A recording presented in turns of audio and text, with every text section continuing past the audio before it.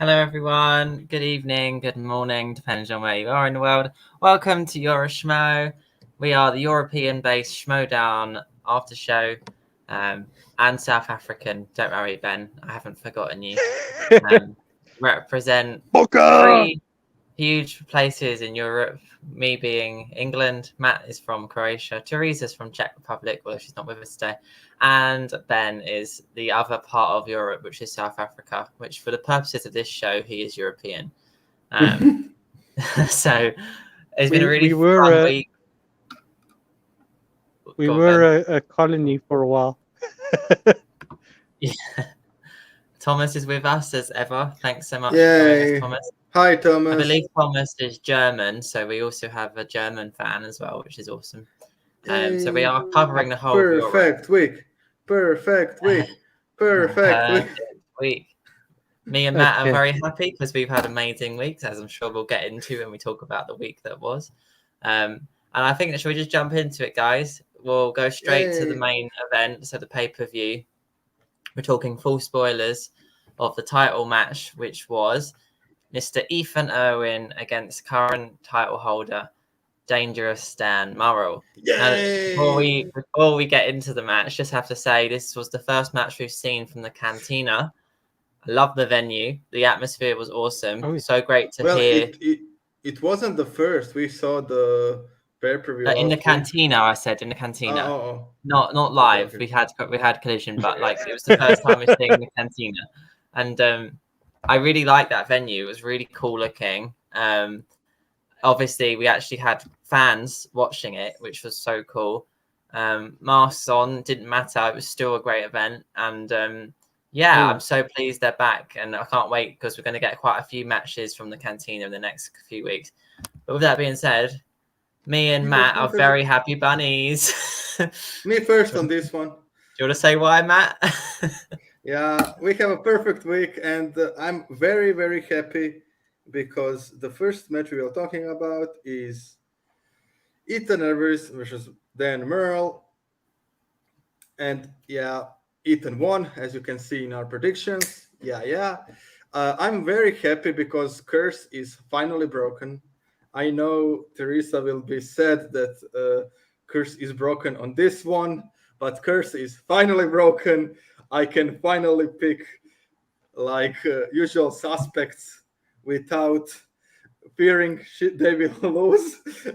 And I'm happy, really happy. About the match, it was an excellent match from the promo to the entrances. I was really happy, and I think that Ben was as well, because with Ethan, Paige went out and Liz was there, and the factions was there as well. Like for Dan, Bateman was there, and it was nice to see the factions coming out together. For me, that was the one nice special moment, because in the previous live match, I don't think we had the factions coming out with their teams and stuff. So I was really pleased. No, we just had managers. Yeah, I was really pleased to see that as well. I will say this, and this is for Teresa especially, when Dan beat Adam Collins the second time, I said for me, Adam Collins was better trivia player, and Teresa said, but Dan was the better Schmoe player. That was true, and I think that it was completely different this time. I think in the trivia department, I think that Dan was a little better than Ethan in this match. Ethan was just better, the specifically Schmoe player this week. I think that if it was the fast money concept, I think Dan would won. I don't know. I just think that. But in this concept, Ethan was just phenomenal in this speed round. I think every player should be scared, because he didn't even, in 3 of the 4 questions he got correctly, he didn't wait for the question to get asked fully. He buzzed in the first half of the question, and that's something really not many players can do. I didn't see Dan Murrell competing with him in the speed, because then Ethan was so quick to get to the answer before the question was even asked. It was very impressive. I think that Sam Levine did that same thing when he was playing, and I think that he's now teaching that to his players. So Marisol should really study getting to the questions like from 2-3 clues or 2-3-4 words, and then buzzing in with the her faction, because we are in completely different ball game now that the buzzers are back in. It's not the same. It's not. I just said it's not the same sport and the same game now. When it was like fast money, I still prefer fast money. I just see like Liam's point from last week a little better, like why he likes the buzzers. I still I'll get to prefer. that. I still prefer fast money, but okay. As I said, Dan was really phenomenal. I think that purely trivia wise, he was a little better even. He was excellent in the first round. In the second round, he was phenomenal as well. It was a great match all around, but I'm really happy Ethan Irwin won. I really wanted that. It's 7 points for suspects. I'm not sure if the tournaments are 2 or 3 points, like for the singles. The wins, That was a I tough don't know. question, Leah. Yeah. Hmm. Yeah. He missed that one, right? I'm not sure if the factions gets 3 or 2 I points. think it's 3 for tournament. I think it's and one more. For tournaments. I'm very happy because that means now suspects are 12 points in front of the Den, and then was like competing with the suspects for that spot that suspects are in now. So I will always root for the suspects, like Thomas. I know, Thomas, you are happy as well because suspects got 12 points, and in last 2 weeks, no, it was even more because Amar was number 1 contender as well. But yeah, suspects got a lot of points, and I was a happy camper with my perfect round. It was like really good Schmoe wise week for me. I would actually love to see Ethan double belted, but with Shazam, I'm not sure. I don't think that will happen. But No. I wouldn't mind if that happened. To be honest, we would also have at least one half of team champions would be a female. That would be nice as well with Liz. And yeah, but it was an excellent match. I truly enjoyed it. Yeah, interviews after it was also excellent, and I really have no complaints. It's a like really match you can show people that they can see what the Schmoe is like, the game really all about, and I truly enjoyed it. And I'm sorry for Teresa. As you can see, I didn't gloat too much, and I gave props to Dan because I really think he did play phenomenally. And yeah, I'm happy that my curse doesn't continue, Leo. That's good, and that's it. You can go. I'm so happy. I'm usually the one that gloats, and I also picked Ethan, and also had a perfect week. But I'll leave it at that because I don't want to gloat too much. I'm so far ahead now. Come on, you know you want to. It would just be cruel to be gloating with my You prediction. know you want to. Yeah, it was an amazing title match. It was a really good dynamic. It kept changing. Obviously, Dan went perfect round 1. I think Ethan went 7. Round 2, they both didn't go perfect. They both had a little bit of a hiccup, each of them. And I think they were both able to pick up a point here and there. They still played well. Obviously, round 3 was a really tough question. I think Halle Berry both felt pretty confident, both went for it. And then I saw Cloud Atlas, which is the toughest experiences I've ever had watching that movie. And it just doesn't end. It's so long and so boring, that film. Sorry if anyone likes Cloud Atlas. But that was such a hard question. I was like, I've seen it. I've seen the movie, and I had no idea. I guess like 7. I just felt like that movie was like the longest thing I've ever seen in my life.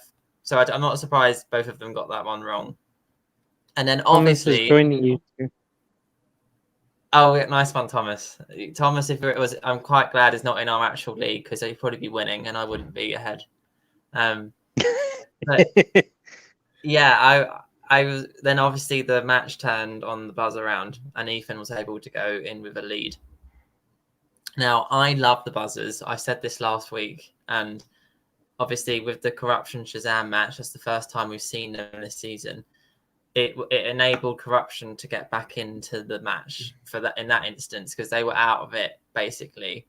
They were able to put it within 5, which is where you need to be to stay in with a shot when you're playing that high quality of players. In this instance, I think was Ethan 1 or 2 down going into that round, 2 down, I think. And I think it was 3. I think he was 3 down. No, I think it was 2 because I think he ended with 2 up, or maybe no, he ended with maybe 1 you're up. right, actually. Yeah, will correct us.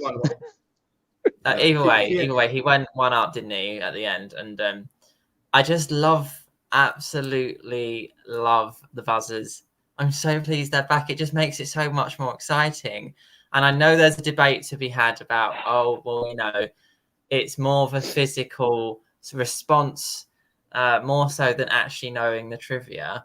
But I think that's what makes the game exciting. Fast money, for me, it's quite dull. And I know everyone has different opinions, and that's fine. But I just love the buzzers. I think it's so much more interesting. And it gives you a chance to, like, Ethan had to go for it, which is probably why he went early, because he was 2 points down. Like, maybe if he was leading, he would have waited to hear the full question, but he had to go for it. And it adds a tactical element. He probably would have done it anyway, but maybe, he had to go for it regardless. And Chance last time had to go for it each time. And then obviously with these 2 players, they both hit all of their round 3, which is fully expected. Dan Morrill played really well.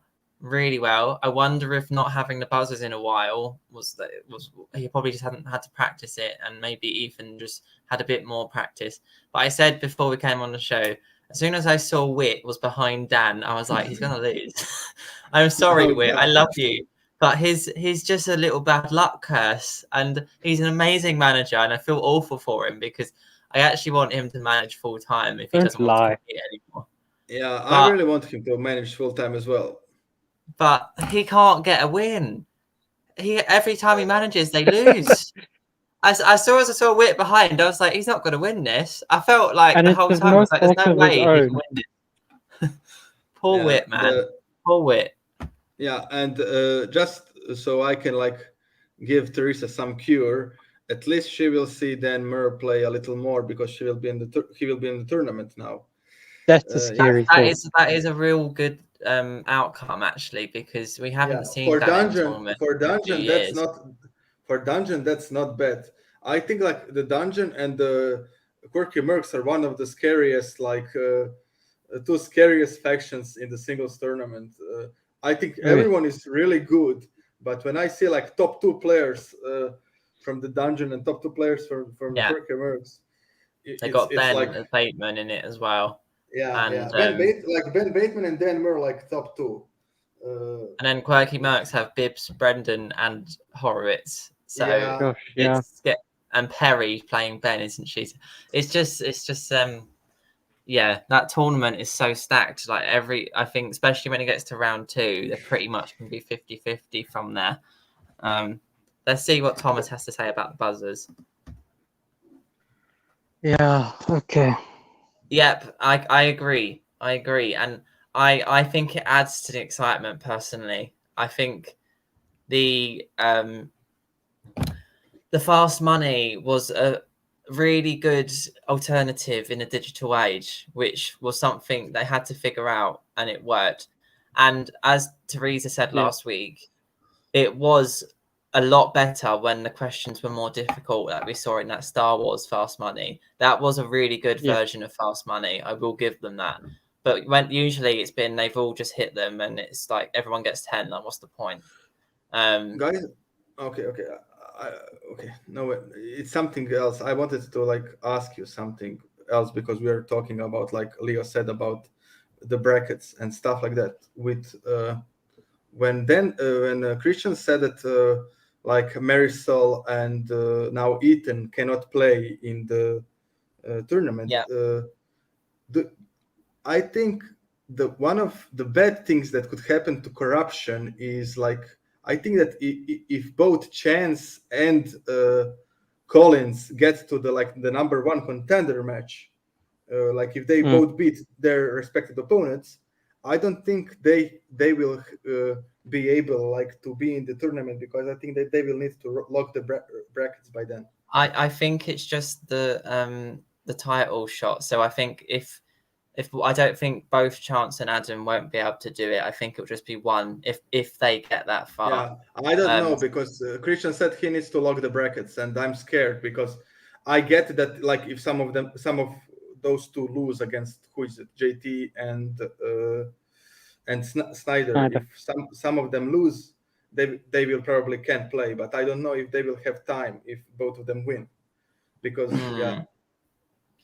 yeah, and that would be a real shame to miss out on Chance and Adam. I think and Marisol. That's them. the three players who cannot play. Yeah. I mean, we'll have to see what happens. Yeah. But Ben, what did you think of the match? Okay, so yay. I switched to Dan Merle after the show went live because never works, man. I remember. No. After the show went out, you didn't switch. Our show went out live. Yeah. I mean, so I switched Dan Merle because I thought when they last played, Dan crushed him in the buzzers, and I thought Dan's been kind of on a roll now. Also, as I said, when Marisol was mentioned to be in the number one contenders, I would have loved to have seen your favorite Liam and Teresa's favorite go head to head. And I thought I'm going to go with my heart here and pick Dan, because I want to see that match of you versus Teresa, of your favorite players, against each other. And that didn't happen. And I'm glad you guys got a perfect week. I'm happy for you. It wasn't as disappointing as the match before that, which we'll get to. But yes. Yeah, we will get to that. Yeah. That will have a lot of discussion. I'd actually like to lead into that one when we get there. And what I will say is, maybe it's because I'm a bit biased, but I really hate the buzzers. I'm not a fan. The fact that you have to be maybe it's because I'm biased, because I'm cerebral palsy and it takes a while for my brain to get to my hand. I can't see someone like me beating someone on the buzzers. Yeah, I get it. And that's the reason why and the fact that it's got to be, you have to be quick, and then you have 1 second and you got to think. I don't really like that. Also, with fast money, you can change it so that the questions are harder. I get why people are excited by the buzzers, and I understand the love of the buzzers, but for me, it's not. I'm not a fan, and I know everybody loves it and it's exciting, but I don't like it. I'm sorry. Yeah, Christian, it does not want fast money. He clearly does not like it. At the end of that, he's like, "Goodbye, fast money." I'm like, for example, if like someone like Wheels gets to the proper Schmoe and gets the title shot, I get if they give him like the fast money and his opponent, because there's no way he can like push the buttons as fast as his opponent. I mean the competitor from the FCL, like he did phenomenal in Inner Geekdom I think last or 2 weeks ago. Yeah, and like if he gets to some title shot or something, I get if you give him like the fast money concept. Like I don't think they would like what you said, Ben. Schmoe would discriminate if someone cannot build. Yeah, I agree with that. If it's like if you're physically or you have a disability which would affect you with the buzzer, that is just unfair, isn't it? So fast money might be the way to go in that instance. But like if for in general, like for most people, I just think it's so much more entertaining. Well, as I said, I do prefer fast money as well, but I do get your point, Liam, of entertainment value in buzzers. Also, here's another point that Thomas brings up. Schneider didn't do well with the fast money round. He was better with the buzzers. So there are times when fast money was much better. Well, not better than the buzzers, but it did kind of trip people up. And I think at the end of there was a teams match where at the end of last year where Christian said you guys said that it's not a good to the fans. He said you guys said it wasn't a good change around, but I think like Shazam or someone was behind and they then with the fast money were able to at least catch up. And I remember him saying like, see with the fast money it is a good option for what we have right now. I know. For me, the perfect fast money was in the Star Wars tournament, like Kelly versus Dimalanta. Like it was it wasn't an easy question. It was like the hard questions in the fast money. Yeah, that is the best one I've seen. To be fair, that one was good. That was amazing, and I think you can make all fast money that way. No. I get, Christian, why the live concept is not for the fast money. I know why it wouldn't work, but what I'm saying is that you could, if we do have to go back to digital, God forbid, but if we do have to go back to digital, you could make that a fast money round as challenging in every division as it was in that Star Wars match. Yes, you can. That's true. Yeah, that's the way to do it going forward, and there probably will still be some digital matches. So that if it's digital, then do it that way. But let's have the buzzers.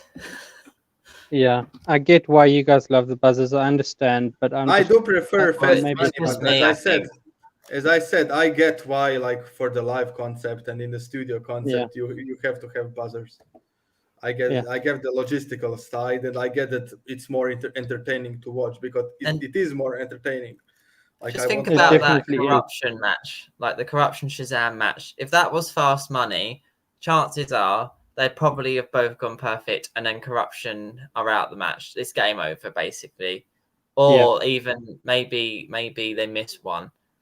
If we change it to buzzers, chance gets 5 for 5 or 4 for 5, whatever it was, and then they're back in the game.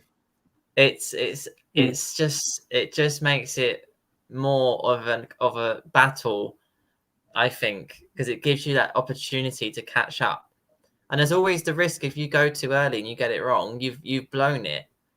So it just happens. We've seen 2 matches now where they've taken the risks and it's paid off both times. I'm sure we'll see it when someone buzzes in and gets it wrong.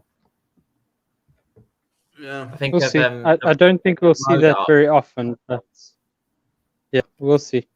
So we should probably move on.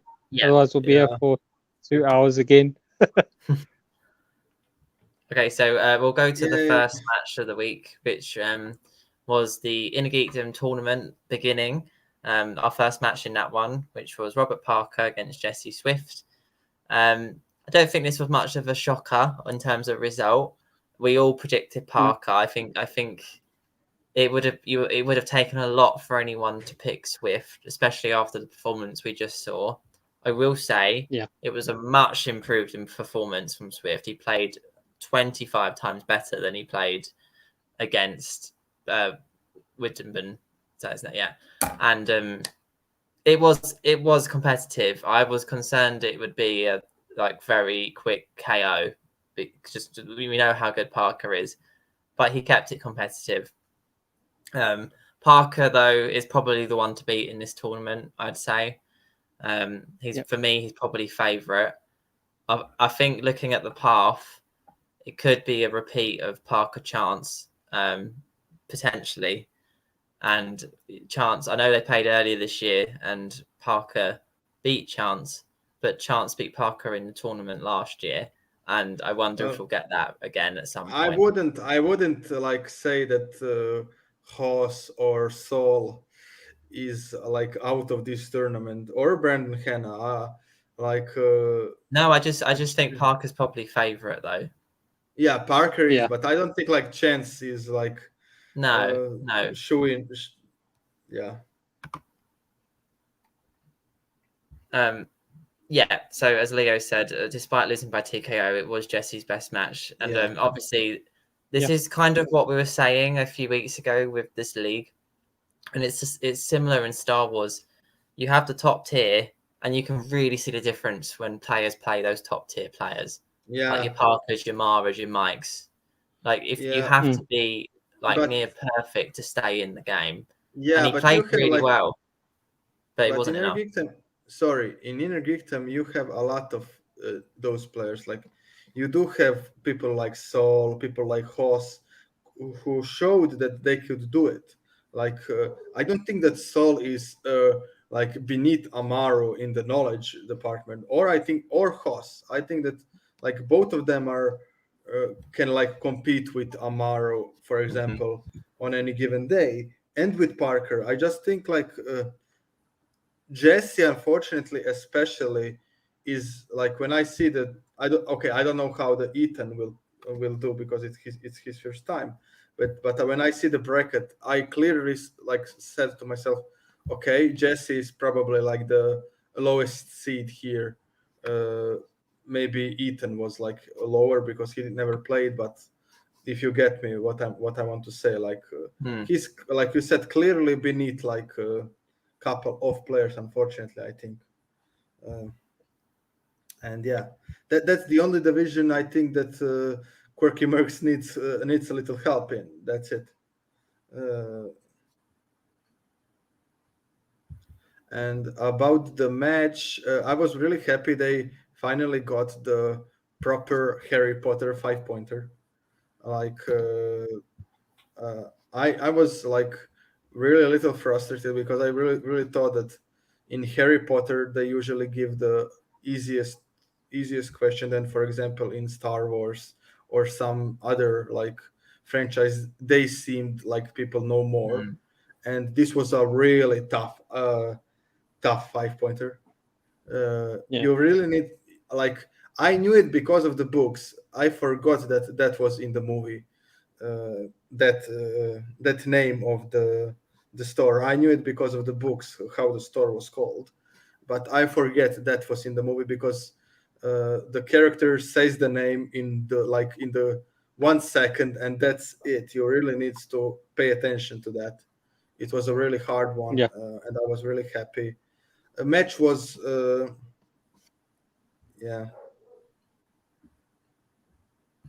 this would be a fun one. It happened exactly what I thought it would. I didn't think it would be a KO. I did think it would be a TKO, and I really don't have to say much about it. Parker was Parker in Inner Geekdom. He knows a lot. He's excellent. Swift isn't bad. Don't get me wrong. He just cannot, I think, compete against people like Parker right now. To be clear, he can be much better next season or something like that. So I don't have much to say about this match, unfortunately. Yeah, Ben. Look, personally, I've seen a lot of improvement in Jesse. I think if we'd seen him play more often, I think we wouldn't have seen the disaster of the Witteneben match. Because the more he plays, the better he gets. And I think if he had played and gotten more practice in, maybe, and had actually had matches between Amaru and Whitneben, I don't think we would have seen the disaster we saw. That being said, I think he could be one of those big time players in maybe next season or the season thereafter.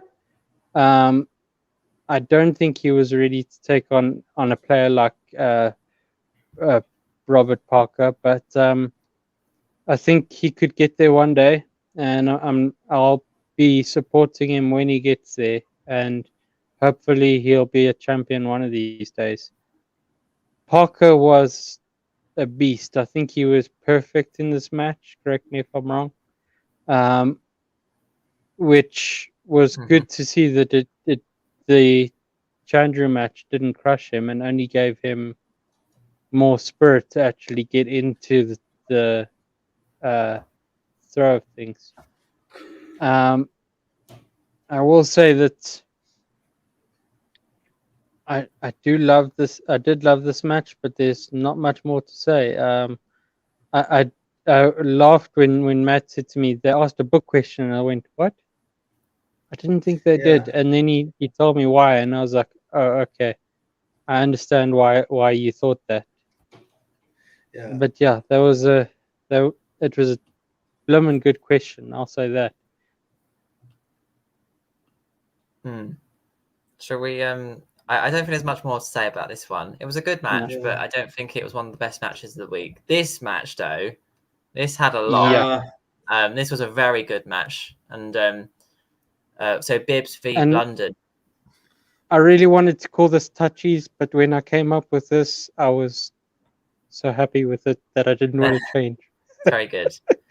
Yeah, this was a really good match. Ben, you haven't started yet. Do you want to start us off on this one? Sure, I will. So I know Bibiani has been saying that he will not take London lightly, and he definitely did not. London definitely showed why you shouldn't take him lightly. It wasn't a TKO situation. I don't think it was right down to the wire, and it was beautiful to see. I think London missed a few questions. Didn't he? He missed his 5. He missed a few questions in round 1, but he showed that he's worth fighting, and I really hope he's in the Schmoe next year. I know we probably won't see him this year, but man, I want to see him more, and I want to. He knows his stuff, that's for sure, and he loves the game, and he definitely loves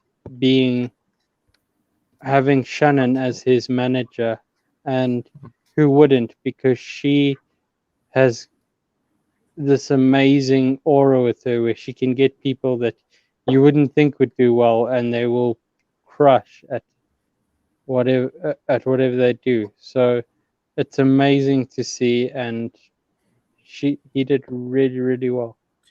And I'm not surprised Beast won, because I think we all went with Bibiani, but it was a hell of a match right down to the wire. Yeah.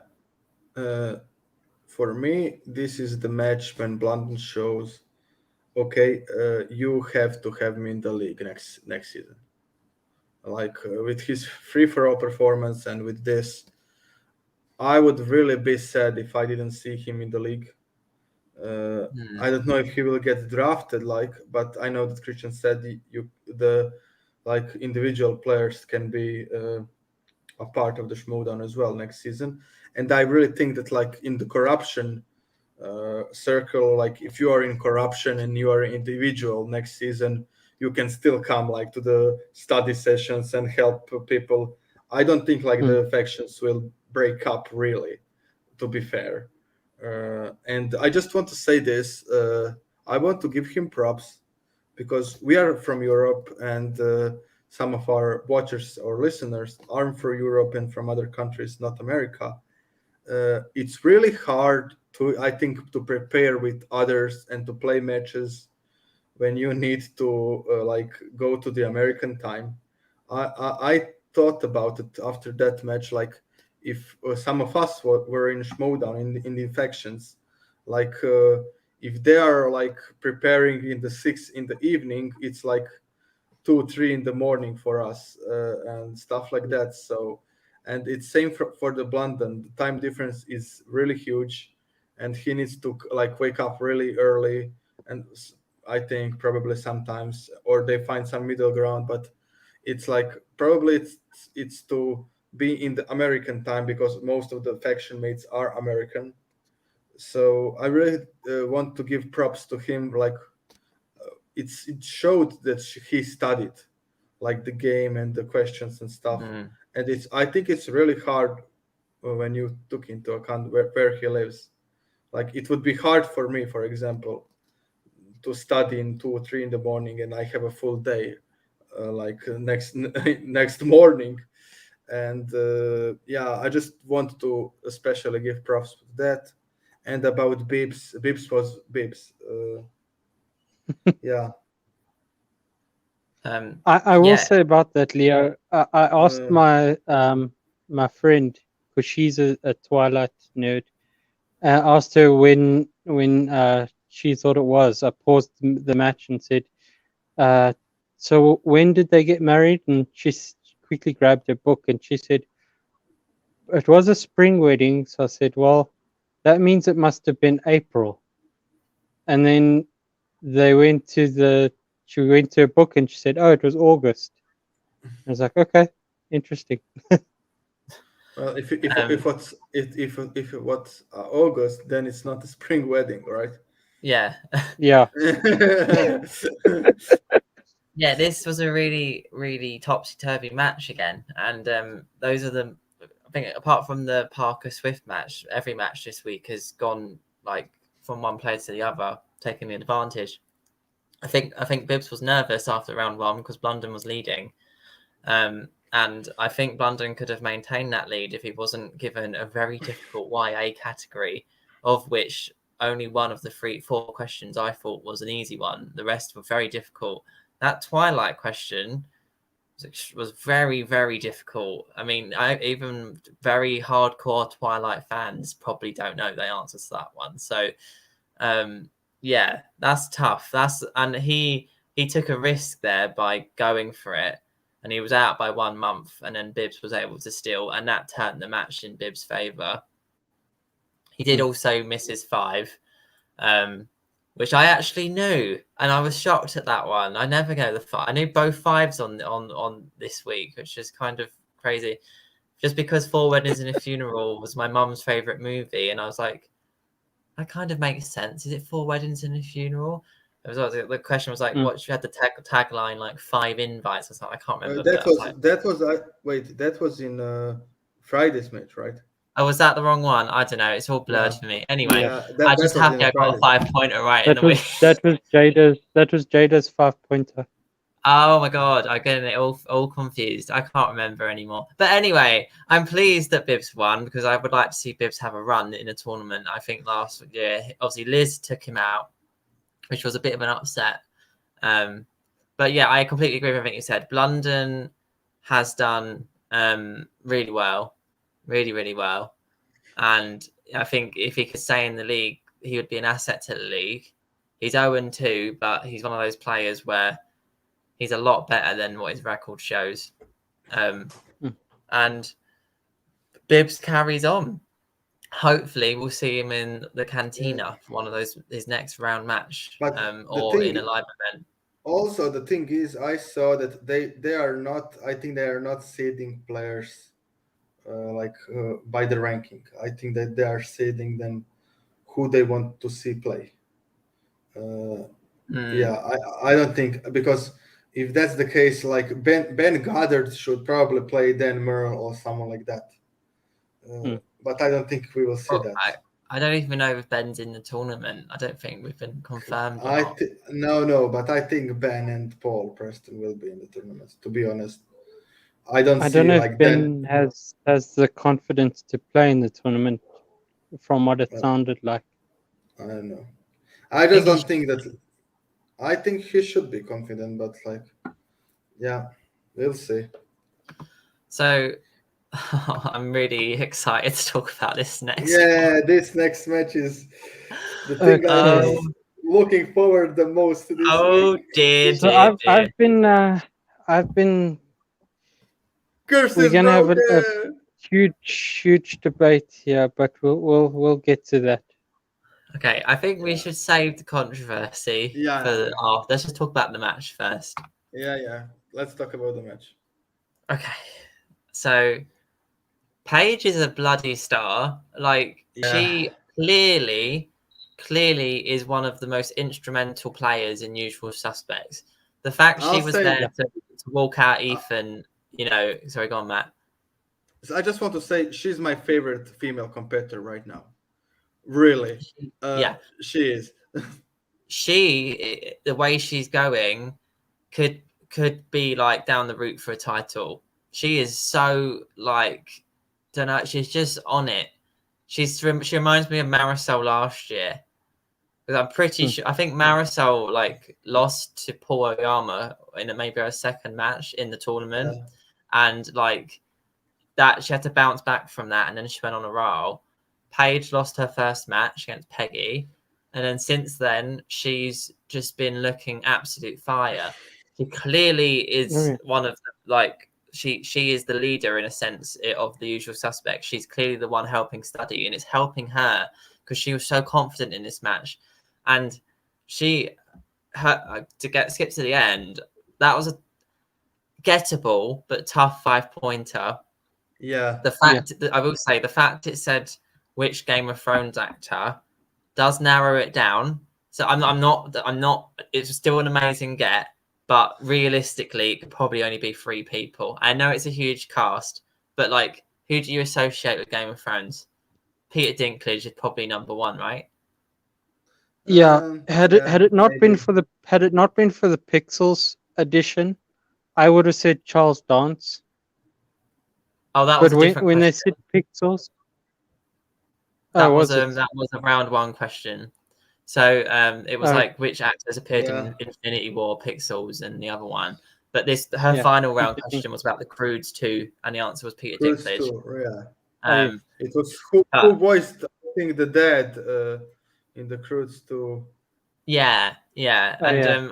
Sorry. I think the context clue made that gettable, but she may have known it anyway. To be fair to her, but anyway, I just think she's incredible. I think she's she could potentially be Rookie of the Year. I think her name's in the hat now after this performance. Yeah.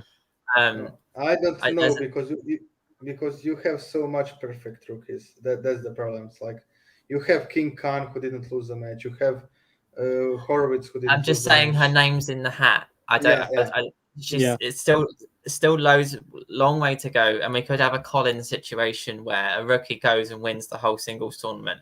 But I think she's definitely one of the ones to look out for now, and I'd be really scared if I was getting her in the next round. I believe she went. Did she go perfect? 7 out of 8, and that's pretty good, right? Yeah, exactly. Yeah. I'm really impressed with Paige, and Jada played quite well too. I think Jada he needs to work on his round 1 a little bit. Well, it's a different. Most of the time, Jada did get a pretty good. Before Jader get a pretty good first round, and then he would mess up the second round. Now it's like the different story. I'll say this about Paige. She's like, for me, she's the most fun female competitor. I really like her attitude, her character, like a really like the Boston girl through and through. And like her promos as well are so good. Her promos are also good. She's got amazing personality. I do get like people like Marisol and her character, like the superhero and stuff like that. I get the story, but I really like Paige because I see like part of her in that character, actual her, and it was really nice, and she's really good. She's my favorite female competitor right now. And I was really pleased with the result. I really think that is how it should be. Sorry, Ben. I would be really sad and little pissed if she lost that game. Yeah, that's it. You can talk now, Ben, about the match. Yeah, about the match. I know. Look, I know why you would have been pissed, to be honest. But for me, the match was awesome. I was sad to see Jada drop. I think it was 3 or 4 questions in round one. 3 questions. He dropped 3 questions in round one, which was that was hard to see. And then he really bounced back in the second round, fought hard, came back and really pushed it to the 5 pointers, made sure that Paige went to her 5. Unfortunately, he couldn't answer his 5, but it was amazing to see, and I'm glad I saw it. And also, we're going to get into it now. I'm sorry for bringing it up, but that challenge was good on his side. That 4 weddings and a funeral was Bibbs's match because Jada's was Florence Foster Jenkins, and I knew that one as well, and I can't believe I knew that one because that film's horrible, but I knew it. So I knew he got it wrong when he said what he did, but had to put that in. Now I'm just going to take some breaths because we've got to get to the moment which caused a lot of debate with us 4. Yeah, which I wanted to give more debate, but I can't type fast enough to argue fast enough. You guys type like beasts. I was very passionate about it. Yeah. You can start then, Ben. You can start. Okay. For me, I agree with this ruling for one reason.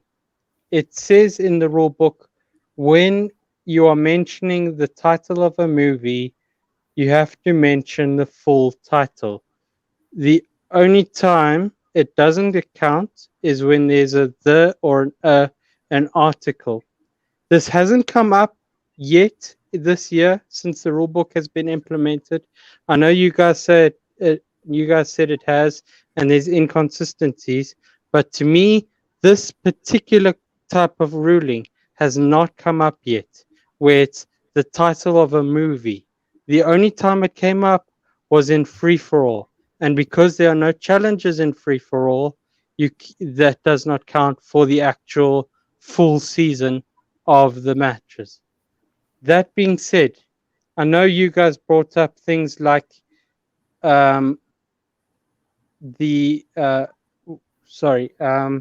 guys brought up the Drew McQueenie question.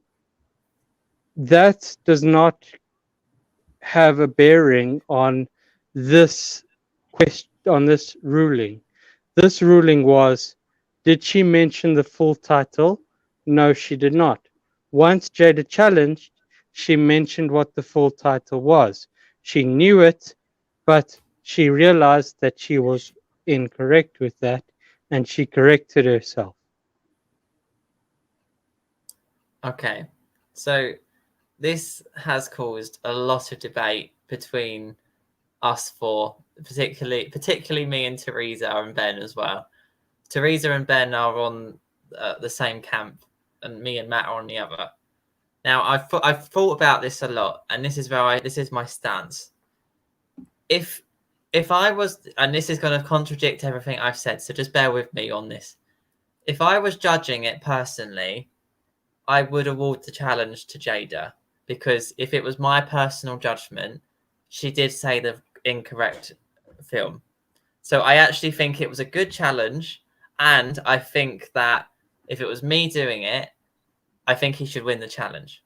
My issue with it is the consistency, because and I know. Hold on, Ben. Let me just say it, because in particular, I mentioned, and as you said, the Brandon Hanna match and the Drew McQueen. Yeah, that's for me too. That's Brandon Hanna is for me the most one. I know with Brandon Hanna, the argument is it wasn't a word difference, but he literally said Roddy when the correct answer was Rowdy. That is a different name. That is, for me, the same as a different word. It is a different name. He actually spelled it incorrectly as well. It was spelled incorrectly and pronounced incorrectly. Now, if he can get away with that, and the ruling for him was benefit of the doubt, for me, that's the same as what happened with Paige. So, as I said, I actually think the challenge was a very good one. And if it was me, I would award the challenge to him because I think she did not say the correct title. The issue I have was if you're going to let Brandon get away with that, you can't then let Paige not get away with that. And I guess the argument is it's a different thing. But I just think there needs to be more consistency in the ruling of challenges. The other one, obviously, which I disagreed with at the time, was the Drew McQueenie thing. And I think even afterwards, even on backstage, they said that should not have gone his way. He said the wrong title and took about 3 seconds to correct it. And I was shocked at that one. I can't still for me, it's the worst decision about a challenge in the history of Schmoedown. I couldn't believe what happened with that, how he got away with that. But going back to this wait, Ben, I just want to say one thing. And with Brenton Hanna it was in Inner Geekdom, and in Inner Geekdom they said that in Inner Geekdom and in the Star Wars you need to be even more specific than in the singles and the teams because of the number of movies and stuff like that. So if you let it go in Inner Geekdom when you should be even more specific, then you surely can give benefit to the doubt to the Paige in the singles, because she knew the answer. That's the Brandon Hanna is the only argument I have because it's similar. I see. Can I give my rebuttal to that? Yeah, sure. Okay, my rebuttal to that is that A is a pronunciation thing, and B is the name of an actor. He spelled it wrong. Yes, but what I'm saying is, if you hear when you say something like, if with an accent, if you say rowdy instead of roddy, right? With your accent, you are going to spell it phonetically, how you write it. That if he wrote it phonetically, how based on an accent you would say it, and that is why he put rowdy instead of roddy. Now, I would say that is a pronunciation thing, A, and B is not the name of a movie in which they said in the rule book needs to be accurate.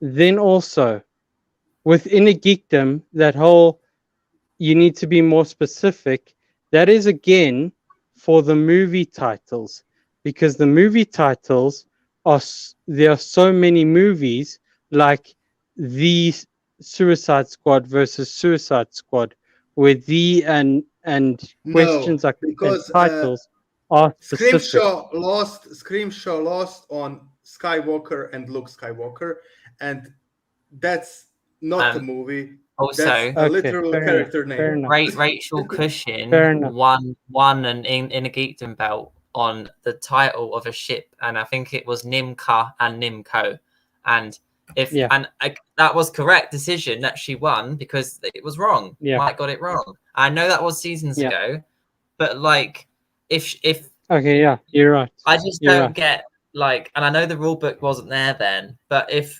and I think everyone at the time was like, yeah, that's fair. It wasn't debated, but how can that happen? And then Brandon Hanna, I keep going back to that match. I don't get it. What I will say is again, what I will say again is, we just want to say, Ben, in the benefit of the doubt category, you need to be consistent. Like if you are saying, if we are aware, you know the answer in this situation, then there is no movie who is called Don't Mess with Zohan. There is only one movie who is called You Don't Mess with Zohan. She didn't say some other movie. When you hear that this question, you clearly know what she means. The sad thing is, Brandon Hanna clearly said the different name. It's not like he said the name wrong. He said the different name because Ben and Ban are two different names. I agree with you. Can I tell you what the other difference between those two things is? Yes. The manager's challenge. because when Roxy challenged that, she actually brought up the benefit of the doubt rule. Yes. Sam was giving his rebuttal to the challenge. He did not say, what about the benefit of the doubt rule? What he said, no, wait, let me finish, please. I'll let you guys finish. Let me finish now. What he said was, this is, are you going to finally accept a ruling that you haven't been consistent with, and then he brought up the free-for-all question. He did not say this is a benefit of the doubt thing. Had he said this is benefit of the doubt, she knows the movie, you have to give her benefit of the doubt. His first thing he said before everything, he said, if there is a time to use the benefit of the doubt, this is the time. That's the first thing he said. I did not hear that. I'll go back and listen, but I did not hear him say that. And also he said, she clearly knew the answer. I know that he said that. Yeah, I know that he said that, but I think he should have brought up the benefit of the doubt rule. I did not hear him say that. I'll go back and listen to it again. If I'm wrong, I will apologize, but I don't think he did. I will say I'm just pleased that she won the match, to be honest, because if she had lost the match because of that, I would have been really disappointed. Yeah, because me too. You know, in the end, it didn't matter. But if it did matter, I would have been pissed because I just didn't think it was fair on her. You know, I as I said, I think it was a very good challenge. I have no problem with them challenging. Everything. Both the way they explained it was fine. In the interviews was correct. To be fair, blame the managers. They were doing their jobs. It was fair challenge. Everything. I just don't agree with the ruling. Yeah. That's it. Yeah. To be fair, though, I agree with you guys. The Roddy Rowdy thing, that should have been ruled against Brandon Hanna at that point. I agree with you guys there. For me, that was a bit of a silly challenge. The fact that she got that was crazy to me. And I think I said that at the time. But I think it's good that he got the challenge. I would have given him the challenge. So, yeah. Yeah. And again, I apologize. I got it wrong. Sorry, Thomas. I did get that wrong. I apologize. I just think I just would like to I just think there needs to be more consistency because that benefit of the doubt rule, I think, is a very good rule, and they have let a lot go because I've seen answers where they haven't put and I know that's an article, so that doesn't count, but I don't think you don't mess with the Sohan is too different from don't mess with the Sohan where it shouldn't have been awarded. Yeah. Especially when they are awarding challenges like the Drew one, which I know was nothing to do with this, but that challenge ruling just blew my mind. Again, not benefit of the doubt. So if you have any leg to stand on, it's the Roddy Rowdy. The Drew McQueenie one is completely. I said it's not related. Case. I said it's not related to that. I just don't like that was given. I think it's inconsistent. I agree with you there. It's not related to this instance, but I think they need to clarify that benefit of the doubt rule more because you can't be having Brandon Hanna getting away with Roddy instead of Rowdy and then not having her have that. That's my issue with it. I just think it's unfair. Yeah. But like I said, luckily it didn't matter and she still won the match. So that's what matters. And I also think if Jada then won the match, there would be a little asterisk saying, oh, he won because of a challenge. And that wouldn't have been fair on him. So I actually think it was the best result for everyone. Yeah. So, okay. Let me ask you this then. Had they not given the Roddy thing to Brandon Hanna, would you then have said that he won due to a challenge? No, because Parker was so far ahead in that match, it wouldn't have mattered anyway. No. I'm not. I mean, had the Roddy Rowdy thing gone different, and they had not given that to him, right? No, I wouldn't. That's what I mean. If they had given that to, if they given it to Parker, I would have said that's fair enough. I would have agreed. Me too. No, me too. What I'm saying is, okay, if they had not given him Roddy Rowdy and they had not given Page, you don't mess with the Zohan, and they were more consistent, right?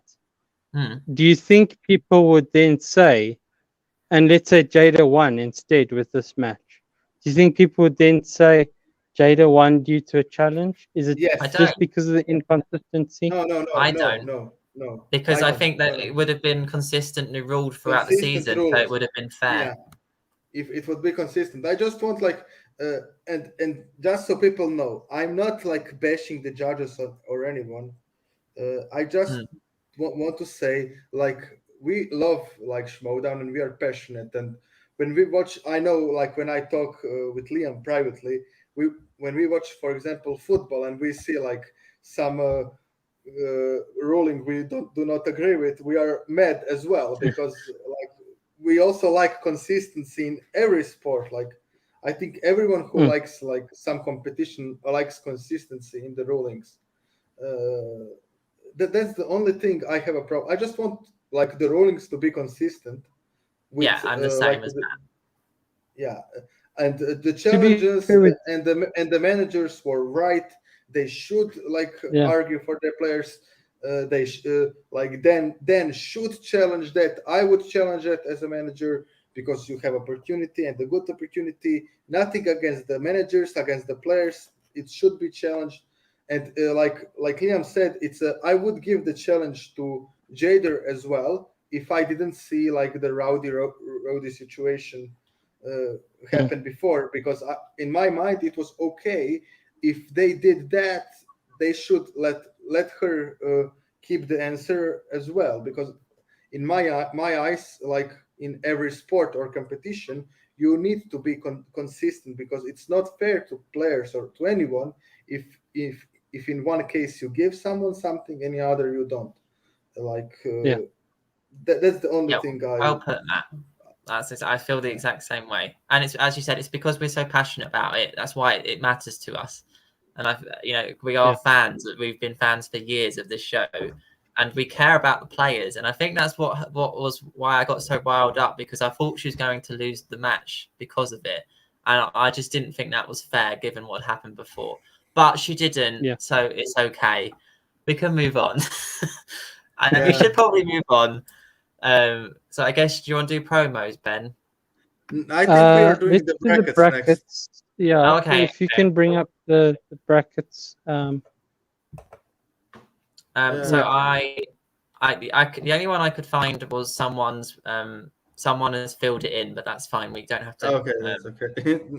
That's all I could find, but I will bring it up 1 second. Yeah, we will now analyze Star Wars and Inner Geekdom brackets we have. Yeah. So this is someone's prediction, which I found on the Facebook group, but we don't need to worry about what they've put. Although I think they're quite good. Do they not have it on the Schmoedown? I couldn't find it, but guys, this will do. I'll be honest. I'm not telling you like who I think will win. That's because fine. of our prediction. Yeah. I think there's some interesting first round matches. Like obviously they're going to do Soul Hannah. That one was always going to happen. Yeah. For me, I'm really go on. For me, two most interesting are Hoss Chance. I think this will be an excellent match. And the most interesting for me is Paul Oyama, Ethan Irwin. Last season we saw Paul Oyama play Inner Geekdom for the first time, and he almost beat Chance, who managed to win the whole thing. Now we will see Ethan Irwin play for the first time, and I will not say Ethan Irwin cannot beat Paul Oyama, because I'm sure they wouldn't put Ethan in if they think he doesn't know Inner Geekdom. And seeing how he loves Star Trek, I'm sure he loves many more Inner Geekdom movies. Yeah. that as well. Liam, do you want to say what your matches are? Yeah, I'm really, really intrigued to see what Ethan can do in Inner Geekdom. As you said, Matt, they wouldn't have put him in if they didn't think he could compete. But with that being said, I think Paul has been very, very unlucky in Inner Geekdom. He's played really well, and he lost to the overall winner of the tournament last year. I have a sneaky suspicion he's going to have a very good tournament. Not to play my cards too much, but I just got a feeling he might go a bit further than people think he will. So we'll see what happens there. But it's a good bracket. It really is. So what do you think, Ben? My matches will be, as everyone's been saying, the Paul Oyama Ethan Irwin match. That's Ethan being in first time in a geekdom, amazing to see. Will be interesting to see how he will do. And we'll see another rematch between Paul Oyama and Ethan Irwin. But from another point of view, and for me, for a more interesting side, is the Saul Brandon Hanna match. Because as a story, that is amazing because of how Brandon Hanna beat Saul last year. Saul was a completely different competitor. Brandon Hanna was a completely different competitor. They have both grown, and to see that rematch would be amazing. I hope it goes the other way personally, but yeah, maybe showing my cards, but hey, I'm at the bottom, so it doesn't matter. Okay. There's two potential brackets for Star Wars, so it's dependent on who wins the title match. So it could either be Dimalanta or Harper in the tournament. So the brackets are quite different depending on that. So I may just talk through it. So we definitely have Molly Damon against Alex Damon, regardless of the bracket. Yeah, everyone's wanted that match for years. I think if Molly can pull off an upset, that would be one of the moments of the year. Yeah. Oh yeah. So can't wait for that one. I'm just going to He's get it going up. to release the animals into Damon's office. Are you going to? I'm just getting it up now. So this first one is if Dimalanta wins the tournament, and I this makes me want Harper to win because Harper will be playing Scrimshaw, and that upsets me. Yeah. I'm so excited that Scrimshaw is in this tournament, and I am absolutely dreading the fact that he may have to play Harper in the first round. Like, that really upsets me. I really want him to have a run, and he's basically put against Harper, who's an absolute beast. I'll just say this. Everyone is really scary in this, but no matter the bracket, I think Gold Leader has such a difficult path in both brackets that's like Gold Leader really doesn't have luck in both brackets. Like in his second match, he will either play Scrimshaw, Harper, or Damon. Like, I know, it's mad. I love Scrimshaw. Yeah. I just can't believe he might have Harper round one. I just have. Maybe I will show my cards. This is my I have a feeling that we will have Harper Gold Leader rematch in Spectacular. That's just my feeling. I don't know why, because both of them, like Thomas Harper and Gold Leader, impressed me so much. Like God Leader, as we said, he lost that match on a letter, not on a the wrong, on a letter, and Yeah, and that's like his only miss the whole tournament. And yeah, I just think that this will happen. Thomas Harper versus God Leader in the Sorry, we've been ignoring our fans here. Yeah. I'm gonna get the other version up. And the player I'm most sad that I'm not seeing here is Ace, but I do understand why Kelly is in. Like Ace already had one chance in the tournament.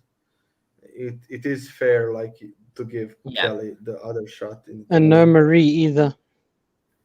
And Gold Leader really, if Thomas Harper win, Gold Leader has the most difficult part of all. Like he literally needs to beat ex-champion and ex-number one contender to get to the finals. Like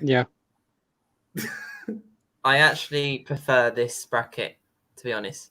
I kind of hope I just like the look because of the screen. I know, because of the scrimshaw, because you want scrimshaw not to play Thomas Harper, right?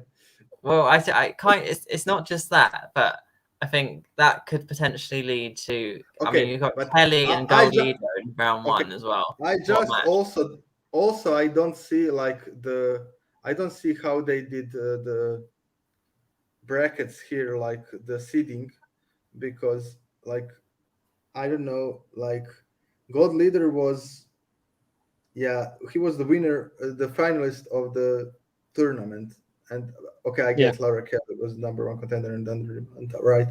I don't know. I don't see how Scrimshaw and Dimalanta are like matched together in this, because unfortunately Scrimshaw has 2 losses, I think, in Star Wars, and Dimalanta, female Dimalanta is 1-0. So I don't see how those two play each other. But it's not like my. I just either way, like that tournament, every match is going to be so competitive. Yeah, and I can't wait. Anyone can win. Anyone can win. Like. So yeah, I'm going to stop that now. And I think this will be the best for our prediction league as well, because you really have capabilities of like going on let's say a limb to catch up. Because for example, Laura Kelly versus Gold Leader, you can literally go either way and you are good.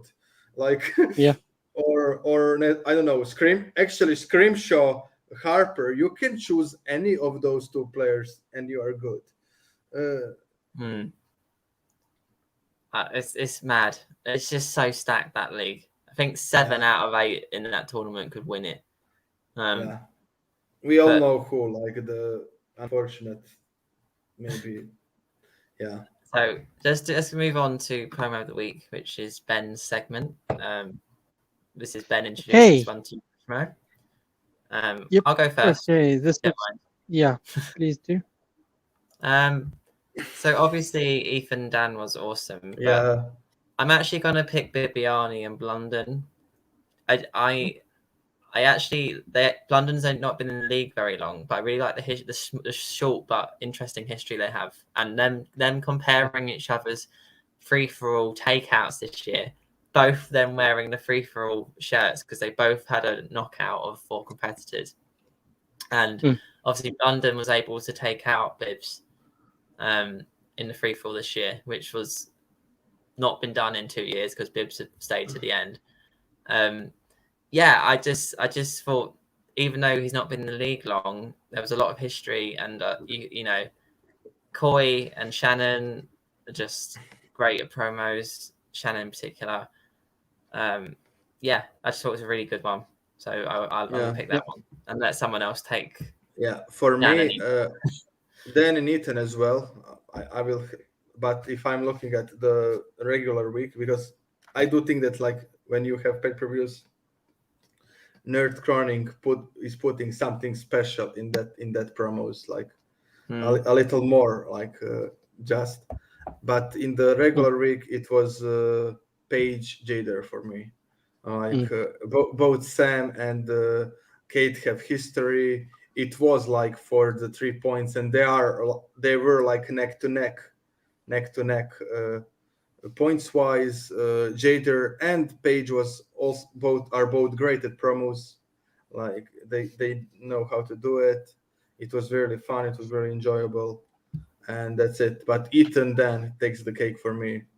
It was one of the best promos of the year for me. I really enjoyed it.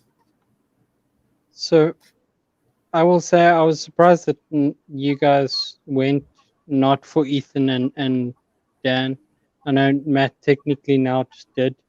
But for me, I agree with you, Matt. It's the Jada Page match. That with the history of Jada and Sam showing its thing, and the one that put it over the edge, the little bit of spice that put it over the edge for me was the music. The music in that was just perfect. I'm kind of a sound guy when it comes to movies, and if the music is good, I love the movie. And the music in that was just amazing and kept you going. I want to see this match. I really, really want to see this match. It's how I felt watching that promo. Nice. I think it's now time. The most important part of the show. Oh yes. It's predictions. Must we?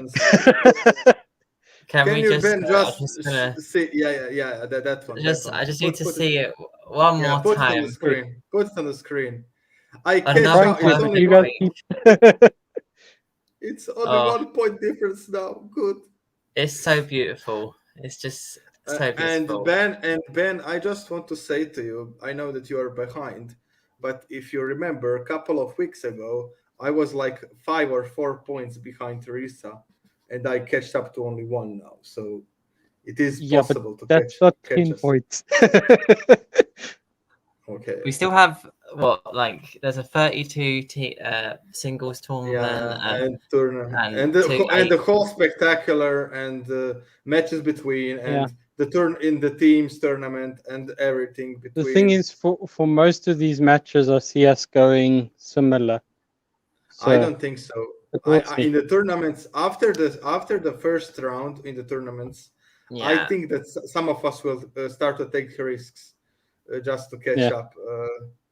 We'll see. Because it will be 50-50. For example, for me, without Drew and Griffin Newman is something like you can go either way and be like confident you can win.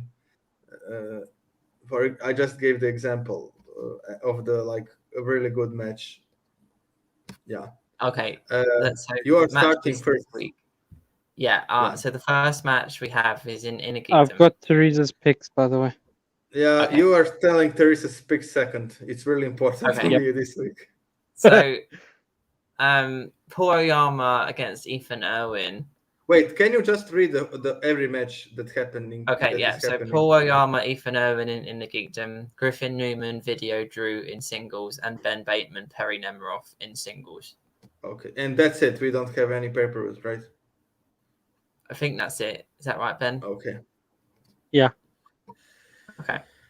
You start, Liam. All right, so first one.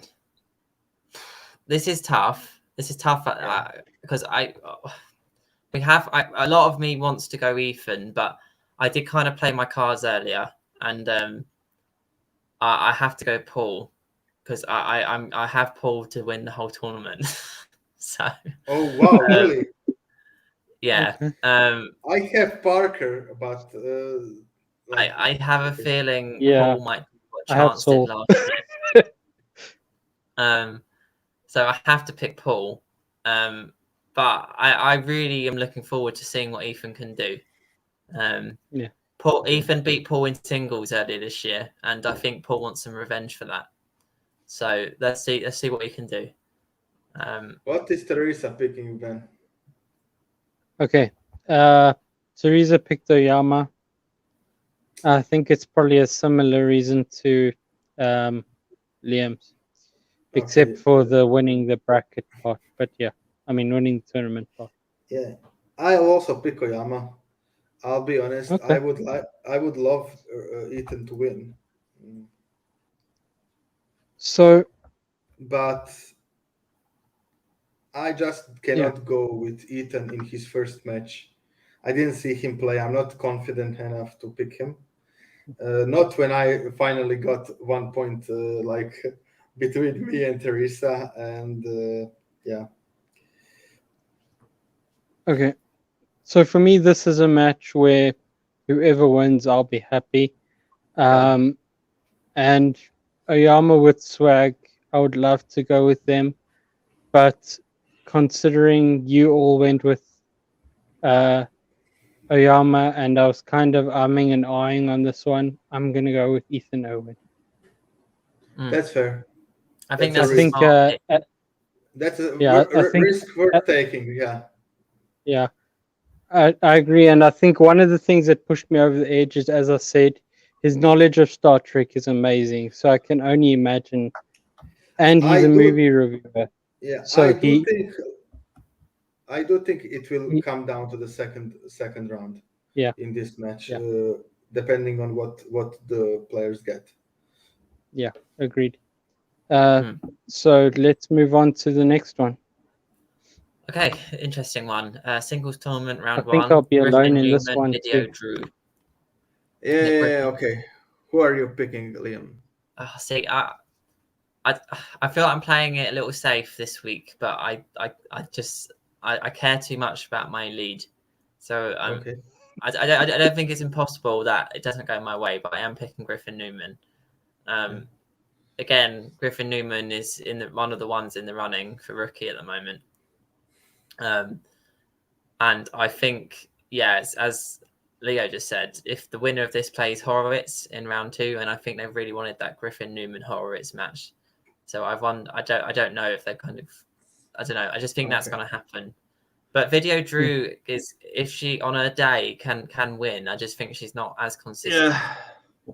So I'm going to go Griffin. Then who is Teresa picking? Newman. Oh, damn it. I really hope she would go. She's also playing safe. Yeah, I knew I would pick Newman on this one. As I said, he's my favorite rookie this year.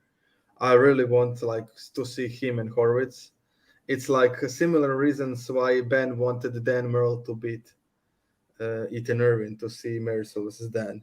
I really want to see Newman versus Horowitz, because I think this is the match. If that happens, this is the match. I think this could be like the match that will decide who is the best singles rookie this year.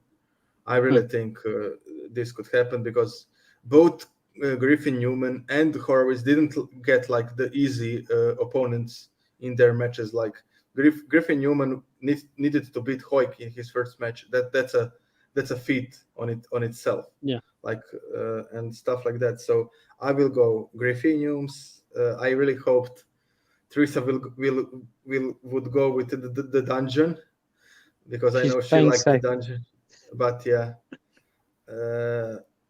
unfortunately, I cannot go with the Video Drew. I thought that this will be the match I could tie with Teresa, but apparently not. Not this week. No, not this week. Sorry. And I know who you're going with in the last one. So, yeah. That would be amazing. But no, we're not moving on to the last one yet, because once again, I'm different to you guys. I'm going with Video Drew. I always knew I would go with Video Drew once I heard this matchup. And I'm sticking with my heart. I love Video Drew. I want to see her do better, and I want to see her get another kind of upset victory, because this would be an upset for everyone. So I really want to see her. I don't think it's a 50-50 match, to be honest. Yeah. In my eyes, okay, it is 50-50. Let me clarify what I'm saying. It would be an upset for everyone's brackets, because everyone wants to see Horowitz. I guess Horowitz Nooms. But for me, I would love to see Video Drew beat both Griffin Nooms and Horowitz, if it comes down to that. So okay. And the last one is Ben Bateman Perry, which was filmed at Cantina, so it will be another live match. Yeah. Oh, I really want to pick Perry. I really want to pick Perry. You can pick Perry. Please do it. I know Perry. You 4 above Matt and 3 above Teresa, so you can take risks. See, I do. I will take a risk at some point. This is not the risk. I can't take it on this okay, one. Ben, the thing is, the whole Star Wars tournament is a risk. I really think the fact that we are picking like in the order we are in will really be important in the Star Wars tournament, because you really can take a risk. Like if, for example, if Liam picks, I know Harper, Teresa can afford to pick Scrimshaw as a risk, because it's not that big of a risk, to be honest. Yeah. But with this one, so I know Perry had an upset last year beating Mike, but no disrespect to Mike, I don't think Mike is as strong a player as Ben is, in particular in singles. Yeah. I just don't think she'll be able to do it 2 years in a row. Perry has to spin a category which is good for her. If she gets a category which does not suit her, she will not do well. It's just if she's really great when she gets a good category and really struggles when it's not one she likes. So I don't know. I hope that she can take it to like the third round. I hope that it's a competitive, long-lasting match. I think it's definitely going to come down to the second round. If she gets something she likes, then it's going to be a good match. If she gets something she doesn't, I think there could potentially be a TKO. I also really hope that she improves her round one. I want to see her on at least 6 points. She's capable of it. But yeah, I can't go against Bateman, I'm afraid, even though a lot of me wants to, because I love Perry. She's my favorite ever movie talk host. I really liked Perry. I follow her YouTube, but I'm sorry, I have to go Ben on this one. Okay, Ben, who is Teresa picking? Surprises. Obviously, Bateman. It's her favorite player other than Dan Murrells and the kid. I think that's so not she's true. Going with Bateman. I think Goddard is her second favorite. And Goddard. Or the kid. I'm not sure. Yeah. So I would say it's Dan, the kid, then between Goddard and between two Baines. Okay. Maybe she can answer that question next week. She can answer it in the comments, so we can probably get some. Yeah. I will also go with the Bateman. I do think we all know most of the categories Perry is good at, and Ben will know them for sure, and he will prepare for them. Also, I think he's a much better player in the first round than Perry, unfortunately, because most of the time Ben does like 7 points. COVID, sorry. Yeah, Teresa has many favorite players. I do think Ben is much better first round player than Perry, unfortunately. I wouldn't mind seeing Perry win. I was actually really hyped for Perry when she beat Mike, and you all know how I like Mike. And but I like, as I said, I like when the underdog wins. I think that this is one of the matches that is clearly like the favorite and the underdog. This is one of the matches you cannot say it's 50-50. Not in my eyes, at least. So I have to go with Ben. I don't think it's a risk we're taking on this one. Previous two matches, I get the risk.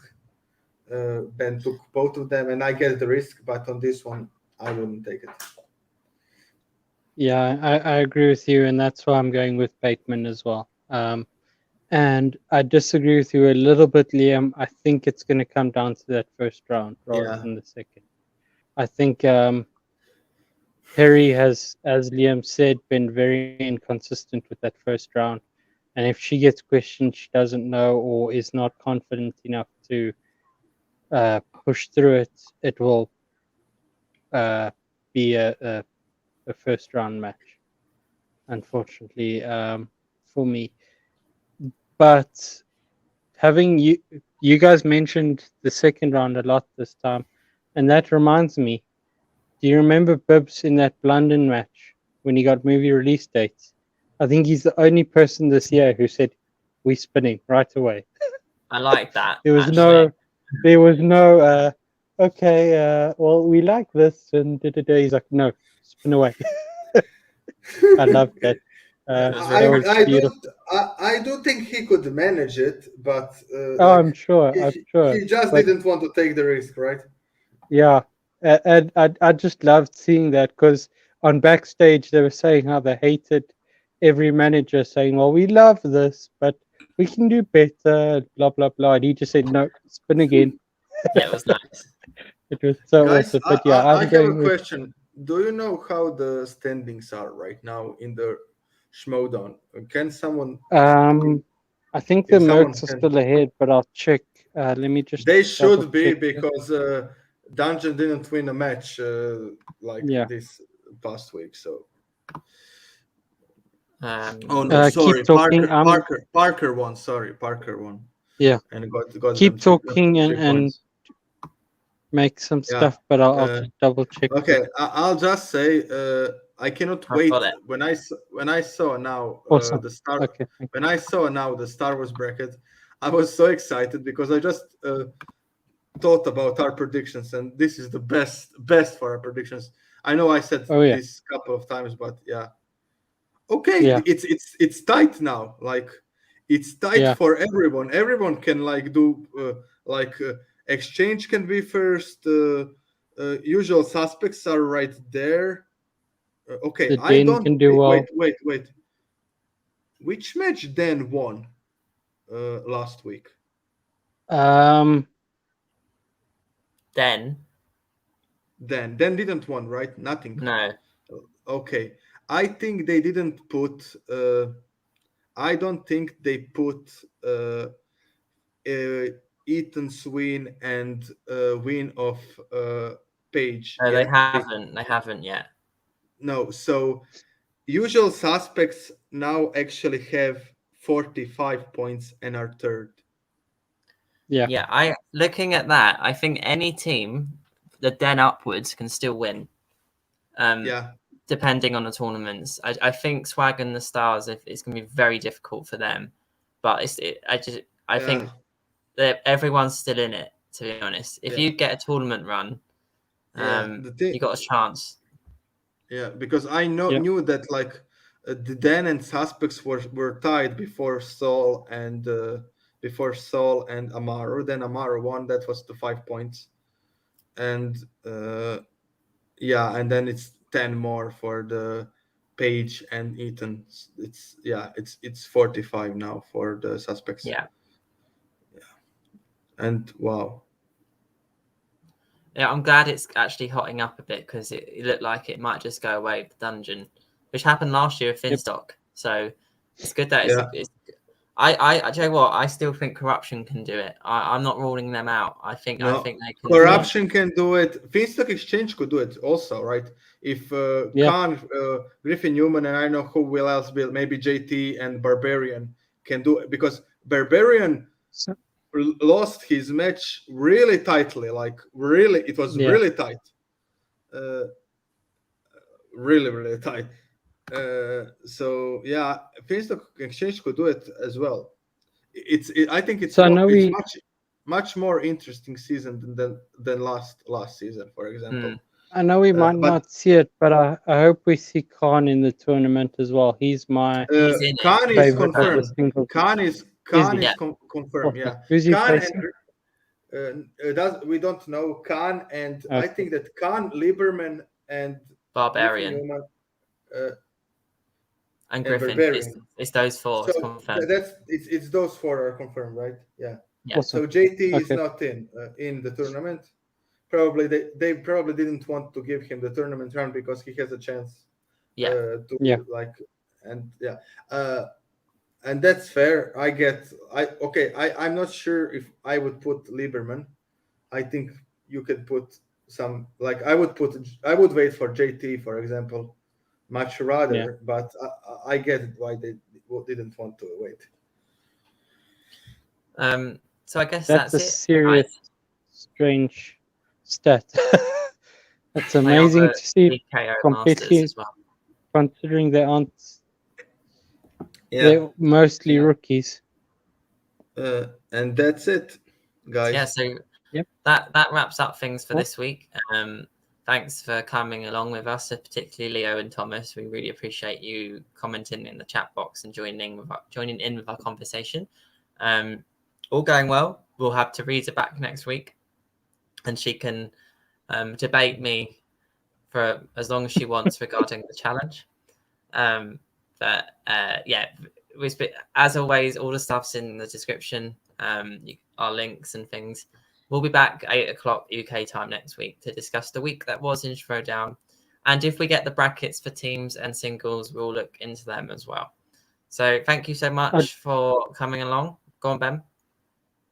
I'd just like to point out we've put the link to the Schmoe Patreon and the matches in the description below as well. So if you want to watch them again, or you haven't for some reason watched them, please do go down and watch them, and also support, if you can, support the Schmoe on Patreon. They make amazing product, and we would love to see more of it if we can. Yeah, awesome. All right, thanks, Ben. Thanks, Thomas. We'll see you next week. Thanks, Same Thomas. Leo as well. Yeah, that's it. So thanks, guys. I'll see you all in a week. Bye. Let's wait for the funky music. Bow, bow, bow, bow, bow, bow.